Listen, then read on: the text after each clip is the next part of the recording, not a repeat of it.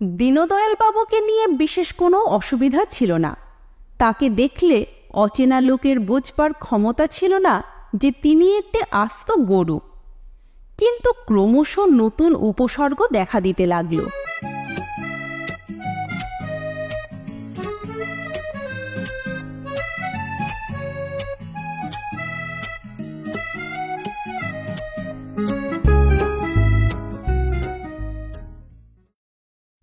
দীনদয়াল বাবুর মনে বদ্ধমূল ধারণা জন্মেছে তিনি মানুষ নন, গরু। নানা ব্যাপারে ঠকে অনেকে নিজেকে গরু ভাবে, কেউ কেউ অতি বুদ্ধিমান অন্যদের গরু ভাবে। কিন্তু দীনদয়াল বাবুর ব্যাপারটা এত সামান্য বা সাধারণ নয়। যদিও তার লেজ নেই, তিনি দুধ দিতে পারেন না বা মাঠে হাল চাষ করতে পারেন না, দীনদয়াল বাবুর দৃঢ় বিশ্বাস গরু হিসাবে তার এই সব অযোগ্যতার জন্যে সৃষ্টিকর্তা এবং তার জনকজননী দায়ী, এবং আসলে তিনি দেহে প্রাণে সর্বান্তকরণে সম্পূর্ণই গরু। প্রথম প্রথম সবাই যখন একটু একটু বুঝতে পারল যে দীনদয়াল বাবু নিজেকে গরু ভাবছেন, কেউ ব্যাপারটাকে তত গুরুত্ব দেয়নি। দীনদয়াল বাবু কাউকে বিরক্ত করতেন না, বাড়িতে চুপচাপ বসে থাকতেন। অফিসেও যেতেন, কেউ তাকে ঘাঁটাতো না, তিনিও কাউকে ঘাঁটাতেন না। অফিস কাছারিতে এরকম লোক অনেক চায়, সবাই তাদের মেনে নেয়। কেউ নিজেকে সিরাজউদ্দৌলা ভাবে, বার্নার্ড শ ভাবে। এক বড়বাবু ছিলেন, তিনি নিজেকে রানী ভিক্টোরিয়া ভাবতেন। আরেক আবগারির দারোগা নিজেকে ধরে নিয়েছিলেন হাওড়া ব্রিজ। কোনো অসুবিধা ছিল না, সব সময় পায়ের বুড়ো আঙুলে ভর দিয়ে লম্বা হয়ে হাঁটতেন, হাওড়া ব্রিজের মতো টান টান, দুদিকে দুটো হাত সমবাহু ত্রিভুজের মতো ৪৫ ডিগ্রি প্রসারিত। তবে কোনো দিন বেশি পান টান করলে ট্রাফিক জ্যাম হয়ে যেত রাত্রির দিকে। তখন গাড়ি ঘোড়া লোকজনের চাপে হাওড়া ব্রিজের খুব কষ্ট হতো। সে যা হোক, দীনদয়াল বাবুকে নিয়ে বিশেষ কোনো অসুবিধা ছিল না। তাকে দেখলে অচেনা লোকের বুঝবার ক্ষমতা ছিল না যে তিনি একটি আস্ত গরু। কিন্তু ক্রমশ নতুন উপসর্গ দেখা দিতে লাগল। একদিন অফিসের করিডোরে যেতে যেতে হঠাৎ তারস্বরে হাম্বা হাম্বা করে চিৎকার করে উঠলেন। বড় সাহেবের খাস আদ্দালি উমানাথ, তাদের বংশে সকলের হার্টের অসুখ। সে টুলে বসে ঝিমোচ্ছিল। হঠাৎ ঘুমের মধ্যে অফিসের বারান্দায় গরুর ডাক শুনে ঘেমে টেমে শেষ হয় আর কি। অফিসের লোকেরা এই চায়, অফিস ছুটি হয়ে গেল। একদল লোক উমানাথকে স্ট্রেচারে চড়িয়ে অ্যাম্বুলেন্স করে হার্টের ডাক্তারের কাছে নিয়ে গেল। বাকিরা জোর জবস্তি করে ট্যাক্সিতে উঠিয়ে দীনদয়াল বাবুকে নিয়ে গেল মাথার ডাক্তারের কাছে। মাথার ডাক্তার হালদার সাহেব অতি বিচক্ষণ ব্যক্তি, বহুদিনের অভিজ্ঞতা তার।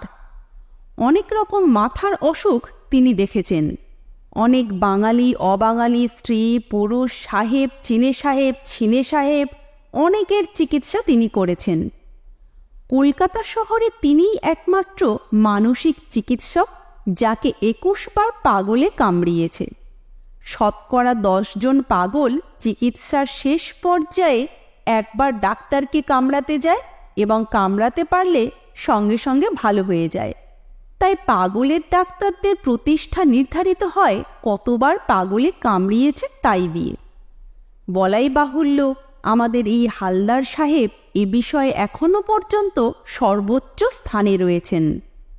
হালদার সাহেব আগে চিকিৎসা করতেন সামান্য একটা কড়াই ধরা সাঁড়াশি দিয়ে। অবশ্য হালদার সাহেব বলতেন ওই সাঁড়াশিটা ভিয়েনা থেকে আনানো, ৩৩০ পাউন্ড দাম। কেউ তা বিশ্বাস করত না।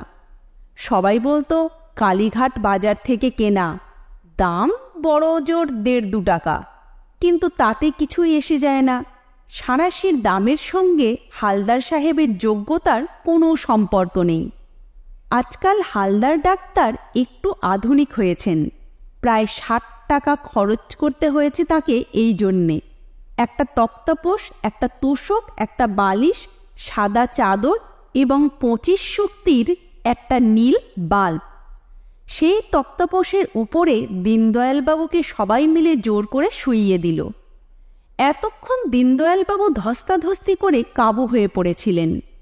শুইয়ে দেওয়া মাত্র একবার নিস্তেজ কণ্ঠে ক্ষীণ হাম্বা হাম্বা করে নেতিয়ে পড়লেন। রোগীর অবস্থা দেখে হালদার সাহেব সাহসী বোধ করলেন। তিনি সঙ্গীদের কাছ থেকে যতটুকু জানা সম্ভব জেনে নিয়ে সবাইকে বললেন, আপনারা এবার বাইরে যান, আমি দেখছি কি হয়েছে।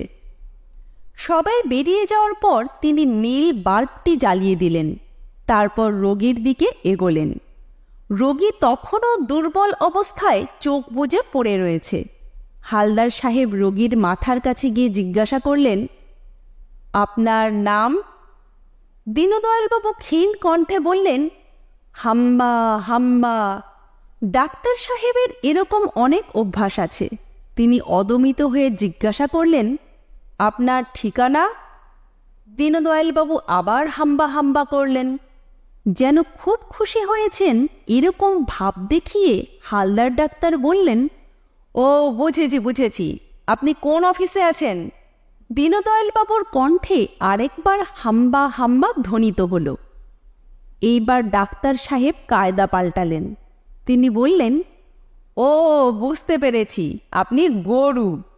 প্রশ্নটা শুনে দীনদয়ালবাবু স্থির দৃষ্টিতে 1 মিনিট নীল আলোর দিকে তাকিয়ে রইলেন। তারপর স্পষ্ট মানুষের ভাষায় বললেন, আজ্ঞে। আবার 1 মিনিট নীল আলোর দিকে অপলক তাকিয়ে রইলেন এবং এবার বললেন, হাম্বা হাম্বা। হালদার সাহেব বুঝলেন ওষুধে কাজ হয়েছে এবং উৎফুল্ল হয়ে সরাসরি প্রশ্ন করলেন, আপনি যে গরু এটা কবে থেকে বুঝতে পারলেন? বিন্দুমাত্র দ্বিধা না করে 2 বার হাম্বা হাম্বার পর দীনদয়ালবাবু নির্বিকারভাবে বললেন, সেই ছোট বয়সে যখন বাছুর ছিলাম তখন থেকে। অভিজ্ঞ ডাক্তার বুঝতে পারলেন ব্যাধি কঠিন এবং অনেক গভীরে। সেদিনের মতো 32 টাকা ফি নিয়ে তিনি দীনদয়ালবাবুকে সামনের সপ্তাহে আবার নিয়ে আসতে বলে সহকর্মীদের হাতে তুলে দিলেন। সহকর্মীরা আবার হৈ হৈ করে ট্যাক্সি ডেকে তাকে বাড়িতে পৌঁছে দিলেন। দীনদয়ালবাবু কিন্তু আর ডাক্তারের কাছে গেলেন না, কাশীতে চলে গেলেন। গরু বিষয়ে পূর্ণাঙ্গ জ্ঞান অর্জনের জন্য দীনদয়ালবাবু প্রায় 3 মাস কাশীতে রইলেন। কাশীর যেখানে যত গলি কানাগলি আছে, পাড়া বেপাড়ায়, ঘাটে মন্দিরে ঘুরে ঘুরে তিনি গরুদের আচার আচরণ লক্ষ্য করতে লাগলেন। যত দেখেন ততই অবাক হয়ে যান এবং নিজের গুরুত্ব সম্বন্ধে নিঃসন্দেহ হন। কাশী যাওয়ার ফলে অবশ্য দীনদয়ালবাবুর একটা বড় উপকার হল। তিনি হাম্বা হাম্বা করা একেবারেই প্রায় ছেড়ে দিলেন। কারণ তিনি লক্ষ্য করে দেখলেন অধিকাংশ গরুই এবং বিশেষ করে ষাঁড়েরা প্রায় কখনোই ডাকে না। ডাকার ব্যাপারটা মোটামুটি বাছুর এবং বাছুর জননীদের একচেটিয়া। দীনদয়ালবাবু ভালোই জানেন তিনি বাছুর বা বাছুর জননী নন, সুতরাং ডাকাডাকি ছেড়ে দিলেন। এখন শুধু কখনো কালে ভদ্রে মনে খুব স্ফূর্তির ভাব এলে নাকটা যথাসাধ্য উল্টিয়ে একটু হুঁ করেন। এ ব্যাপারটা বিশেষ কিছু দোষের নয় এবং আশেপাশের লোকের এতে আপত্তির কোনো কারণ থাকা উচিত নয়। সুতরাং দীনদয়ালবাবু ভালো হয়ে গেছেন। এর অবশ্য অন্য একটা কারণও ছিল। কাশীতে গরুদের সঙ্গে দিনের পর দিন মেলামেশা করে তিনি বুঝতে পেরেছেন শারীরিকভাবে তার পক্ষে গরু হওয়া অসম্ভব। একদিন খড় চিবিয়ে খাওয়ার চেষ্টা করেছিলেন। গলা দিয়ে ঢুকবার আগে জিভ ছড়ে রক্ত বেরিয়ে গেল। আরেকদিন জামাকাপড় ছেড়ে ফেলে 4 পায়ে হামাগুড়ি দিয়ে দশাশ্বমেধ ঘাটের ওখানে ঘুরে বেড়ালেন। কাশীর লোক এরকম জিনিস অনেক দেখেছে, তারা বিশেষ তাকেও দেখল না। কিন্তু দীনদয়ালবাবুর হাঁটুতে, কোমরে তারপর 3 দিন প্রচণ্ড ব্যথা। নানাভাবে ঠেকে তিনি বুঝতে পারলেন এ জন্মে দৈহিক অর্থে গরুত্ব প্রাপ্তির ইচ্ছা তার পূর্ণ হবে না। তাই দীনদয়ালবাবু কাশী থেকে ফিরে এসে মনে প্রাণে গরু হওয়ার সাধনা করতে লাগলেন। আত্মীয় বন্ধুরা কোনো প্রকাশ্য বিকার না দেখে ধরে নিল তিনি ভালো হয়ে গেছেন। অবশ্য প্রকাশ্য বিকার একেবারে রইল না তা মোটেই নয়। কাশীতীর্থের ভুবন বিখ্যাত গরুদের সঙ্গে 3 মাস থেকে তিনি চমৎকার গোতনও শিখে এসেছেন।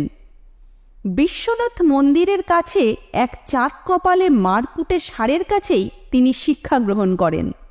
ঘাড় বাঁকিয়ে মাথা নিচু করে আচমকা তীব্র বেগে হাঁটুর নিচে গুঁতো দিয়ে প্রতিপক্ষকে ফেলে দেওয়া তিনি চমৎকার আয়ত্ত করে এসেছেন। প্রতিদিন গভীর রাতে মন্দির চত্বরে শিং ওঠেনি এমন বাছুরদের সঙ্গে নিয়মিত গুঁতোগুঁতি অভ্যাস করেছেন তিনি। কলকাতায় ফিরে দীনদয়ালবাবুর প্রধান অসুবিধা হলো এই গুঁতোগুঁতির অভ্যাসটা রফা করা নিয়ে। মাঝে মধ্যেই কপালের যে দুটো জায়গায় শিং থাকার কথা সে দুটো জায়গা সুরসুর করে ওঠে। অবশেষে অফিস থেকে ফেরার পথে প্রতিদিন সন্ধ্যাবেলা তিনি গড়ের মাঠে যেতে লাগলেন বাছুরদের সঙ্গে গুঁতোগুঁতি করার জন্যে। গড়ের মাঠে গরু ভেড়া চড়াতে নিয়ে আসে অনেক লোক, কিন্তু তার মধ্যে বাছুরের সংখ্যা অত্যন্ত কম। এক একদিন এমন হয় একটা বাছুরের খোঁজে 3 মাইল 4 মাইল হাঁটতে হয় দীনদয়ালবাবুকে। সেদিন হঠাৎ ভাগ্য ভালো রেড রোডের পাশেই এক দঙ্গল বাছুরের দেখা পেয়ে গেলেন তিনি। প্রাণের আনন্দে সেই বাছুরের ভিড়ে নেমে পড়লেন। হালদার ডাক্তার গাড়ি করে ময়দান দিয়ে যাচ্ছিলেন। হঠাৎ দেখেন ধুতি পাঞ্জাবি পরা এক ভদ্রলোক বাছুরদের সঙ্গে প্রচণ্ড রকম মেলামেশা করছেন। মানসিক ডাক্তার তিনি, খুব কৌতূহল হলো। তাছাড়া লোকটাকে কেমন চেনা চেনা মনে হচ্ছে। গাড়ি থেকে নেমে দেখেন তারই পুরনো রোগী। ডাক্তার সাহেব একটু এগিয়ে মাঠের দিকে যেতেই দীনদয়ালবাবু তাকে চিনতে পেরে সোজা হয়ে দাঁড়িয়ে হাত জোড় করে নমস্কার করলেন। ডাক্তার সাহেব জিজ্ঞাসা করলেন, এখানে কি করছেন? দীনদয়ালবাবু নিজের কপালে একটু হাত বুলিয়ে নিয়ে বললেন, দেখছেন না, শিং ভেঙে বাছুরের দলে ঢুকেছি। উত্তর শুনে আশ্বস্ত হলেন হালদার ডাক্তার। রোগ লক্ষণ এখনো একই আছে। অনেকের সময়ের সঙ্গে অসুখ বদলিয়ে যায়। তার এক রোগী আগে নিজেকে আরশোলা ভাবতেন, এখন জেট প্লেন হয়েছেন। রোগীর অবস্থা দেখে খুশি হয়ে আসবেন একদিন বলে হালদার ডাক্তার চলে গেলেন। গরু হাওয়া নিয়ে ডাক্তারের কাছে যাওয়ার কারণ নেই দীনদয়ালবাবুর, সেটাই তার ইচ্ছা। কিন্তু শিগগিরই ডাক্তারের কাছে যেতে হলো তাকে অন্য কারণে। পূর্ণ গরু হওয়ার পর থেকে তার মনে ভীষণ গন্ডারের ভয় ঢুকেছে। হঠাৎ কখন তেড়ে এসে আক্রমণ করে সব সময় শঙ্কিত থাকেন। একটা সমাধান অবশ্য তিনি পেয়ে গেছেন। গন্ডারের উপস্থিতি অনুমান করলেই পা দুটো মেঝেতে দ্রুত তালে ঠোকেন। জঙ্গলের গরুরা নাকি গন্ডারের সামনে ওই রকম করে, আর গন্ডারেরা ভয়ে পালিয়ে যায়। কিন্তু রাতে খুব সমস্যা। উনি ঘুমিয়ে পড়লেই খাটের নিচে দলে দলে গন্ডার ঢুকে যায়। তাদের সমবেত চিৎকারে তার ঘুম ভেঙে যায়। তখন অবশ্য আবার দ্রুত পা ঠোকেন এবং সঙ্গে সঙ্গে পালায়। হালদার ডাক্তার সব শুনে বললেন, পা ঠুকলে গন্ডার পালিয়ে যায় এ কথা আপনাকে কে বলল? একবার সশব্দে পা ঠুকে দীনদয়ালবাবু বললেন, দেখছেন না, এক চিড়িয়াখানার খাঁচার গন্ডার কটা পালাতে পারছে না, আর বাকিগুলো কোথায় চলে গেছে? কলকাতায় 200 মাইলের মধ্যে এখন কোনো গন্ডার নেই। ডাক্তার সাহেব বললেন, তাহলে রাতে কি করে আসে? রাতে কি করে আসে কে জানে। দীনদয়ালবাবু বললেন, আমি ঘুমোলেই সাহস পেয়ে যায়, খাটের নিচে পালে পালে ঢুকে পড়ে। ডাক্তার হালদার ব্যর্থ হলেন। খাটের নিচ থেকে গন্ডার তাড়ানোর যোগ্যতা তার নেই। কয়েকদিন পরে গড়ের মাঠের সেই জায়গায় আবার দীনদয়ালবাবুকে দেখতে পেলেন ডাক্তার সাহেব। কেমন যেন খুশি খুশি ভাব, বাছুরদের সঙ্গে আহ্লাদে ছুটোছুটি করছেন। ডাক্তার জিজ্ঞাসা করলেন, কি ব্যাপার দীনদয়ালবাবু? দীনদয়ালবাবু হেসে বললেন, আর ব্যাপার, সব গন্ডারদের জব্দ করেছি, তারা আর খাটের তলায় ঢুকতে পারে না। ডাক্তার অবাক হয়ে বললেন, কি করে? দীনদয়ালবাবু বললেন, ছুতোর ডেকে খাটের পায়া সম্পূর্ণ ছেঁটে দিয়েছি, এখন বেটারা জব্দ, আর নিচে ঢুকতে পারে না। লিসেন চ্যানেলে আজকে শুনলেন তারাপদ রায়ের লেখা গরুর গল্প।